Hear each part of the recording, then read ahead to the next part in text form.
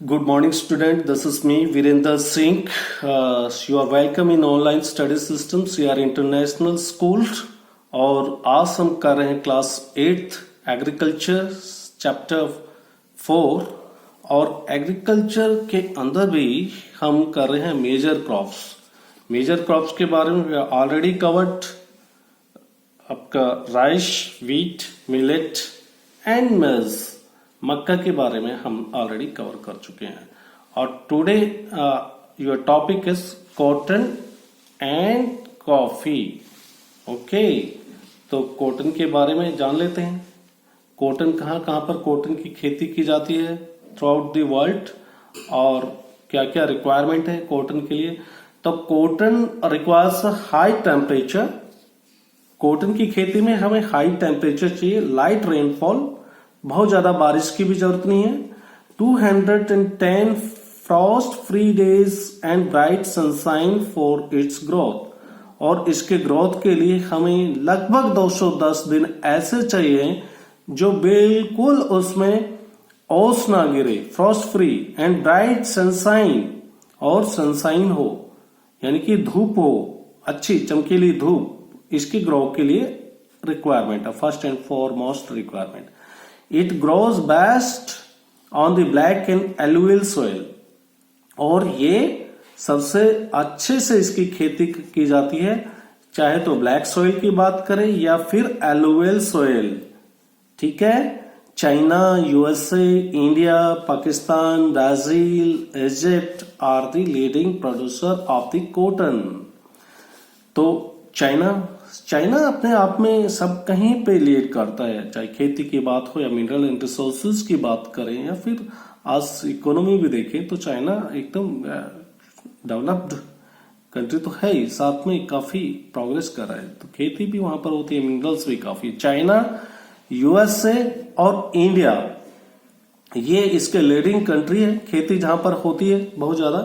पाकिस्तान हो गया, चाहे ब्राजील की बात करें, Egypt leading producer of the cotton, यहां पर कॉटन की पैदावार काफी होती है।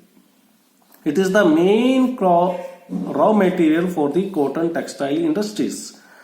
कॉटन टेक्सटाइल इंडस्ट्रीज है जो इसके ऊपर बेस्ड है, उसके लिए रॉ मटेरियल यहीं से मिलता है, कॉटन से मिलता है। और जैसा कि आप जानते हो, Maharashtra and Gujarat are the two leading state in India जहां पर कॉटन की खेती की जाती है। और अपने आप में जो टेक्सटाइल इंडस्ट्रीज है वो बेस्ड है मुंबई या महाराष्ट्र के अंदर या फिर बात करें गुजरात के अंदर। तो कारण वही है क्योंकि रॉ मटेरियल इजिली अवेलेबल है। ठीक है, तो कॉटन के बारे में हमने जान लिया कौन कौन से कंट्री है। एक बार देखना चाहेंगे आप, चाइना आप जैसा कि जानते हो it is the part of the Asia. USA it is in the northern America. चलो आपको दिखा देते हैं, that is the United state. आप देख पा रहे हो ये नॉर्थ अमेरिका का पार्ट है और इसके ऊपर कनाडा है। कनाडा के बाद में आप आउट ऑफ सब्जेक्ट है लेकिन आपको दिखाता हूं, कनाडा के ये पूरा येलो शेडेड रीजन है वो कनाडा है। और इसके साथ में ही आप देख रहे हो this is the Alaska, it is a part of the USA. ये यूएसए यहां पर है और ये अलास्का यहां पर है, it is the part of the USA. How it can be possible? तो ये earlier it was the part of the Russia, और रसिया से यूएस अलास्का को यूएसए ने खरीद लिया है और इस वजह से ये थोड़ा सा आप कनाडा के साथ में देख रहे हो। और इस तरफ ये रसिया का पार्ट है जो कि आपको दिखाई नहीं दे रहा है, हल्का से येलो। तो अलास्का आज के दिन currently it is the part of the USA. और हम बात करते थे ब्राजील, तो Brazil it is in the South America. और ये देख पा रहे हैं ब्राजील अपने आप में एक बड़ा कंट्री है, देखो काफी इसका क्षेत्र है, साउथ अमेरिका के अंदर काफी रीजन को ये घेरे हुए है। तो ब्राजील में भी खेती होती है, चाहे आप बात करें Pakistan as you know is the part of the Asian continent. चलो एशिया में भी चल देते हैं, हम आपको दिखा देते हैं। दिस इज मेरा प्यारा भारत, और इसके भारत के वेस्टर्न साइड में आप पाकिस्तान को देख पा रहे हो, this is Pakistan. And India के नदन में दिस इज चाइना। तो चाइना के अंदर भी हमने बात किया कॉटन की खेती काफी होती है, ठीक है। तो आप मैप के अंदर ये सारे रीजन देखते जाइए सो दैट एक concept can be developed in your mindset कि location of different countries in the continent, ठीक है। ये आपको साथ में करना चाहिए जब भी आप स्टडी कर रहे हो, एंड जब आपके पास में डिफरेंट कंट्रीज का नाम आता है और वहां पे डिफरेंट खेती की बात होती है। This is Egypt. इजिप्ट के बारे में मैंने आपको पहले भी टॉपिक में बात किया था। इजिप्ट ये देख रहे हो, it is in the African continent and the part of the Asia also. It is located in the 2 different continent, ठीक है। This is Egypt. आप अगर मैं इसको छोटा करके दिखाऊंगा तो देख पाओगे, ये आपका this is this is your African continent. ये पूरा जो देख पा रहे हो, देखो अफ्रीकन कंटिनेंट ही अपने आप में ऐसा लग रहा है कि किसी ने पेंसिल और डिवाइडर लेकर पूरी रेखा खरीदी लगा दी हो। ऐसा कभी होता नहीं है नॉर्मली कि बाउंड्रीज इस तरह से हो किसी कंट्री की, आपने कहीं देखा होगा ना, बट इट इज लोकेटेड। ये सिचुएशन है अफ्रीकन कंटिनेंट के अंदर की बाउंड्री, और हुआ भी ऐसा ही। इनफैक्ट सभी जो कभी बात करेंगे तो दिस इज द इजिप्ट, और Egypt is part of the African as well as the Asian continent, ठीक है। और कोई कंट्री तो नहीं है।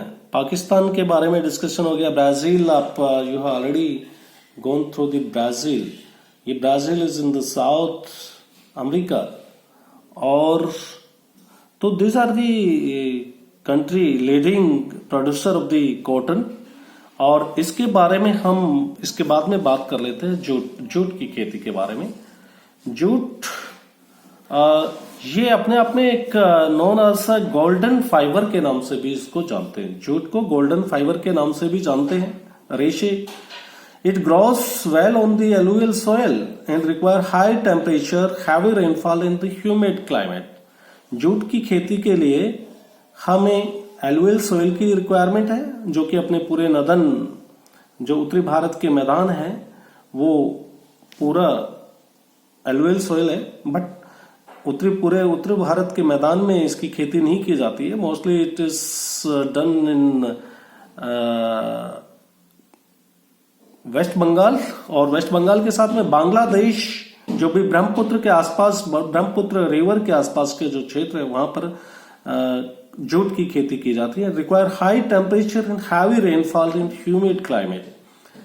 जूट की खेती में हमें हाई टेम्परेचर की रिक्वायरमेंट है और ह्यूमिड आर्द्र क्लाइमेट होना चाहिए। This crop is grown in the tropical areas. Tropical areas कौन से हैं वो मैं आपको दिखा चुका हूं। India and the Bangladesh are the leading producer of the jute. और अगर जूट की बात करें तो इंडिया और बांग्लादेश लीडिंग प्रोड्यूसर है जूट का। कहीं तो नाम आया इंडिया और बांग्लादेश का, चलो अच्छी बात है। तो आज हमने कॉटन और जूट की खेती के बारे में बात की, और कहां पर कॉटन की खेती की जाती है, कौन कौन से कंट्री हैं जहां पर कॉटन की खेती होती है, और कंटिनेंट वाइज भी हमने देखा। इसी के साथ में आज का ये टॉपिक यहीं पर समाप्त होता है। फिर एक नए टॉपिक के साथ हमारी मुलाकात होगी। तब तक के लिए good day, stay home, stay safe. Thank you.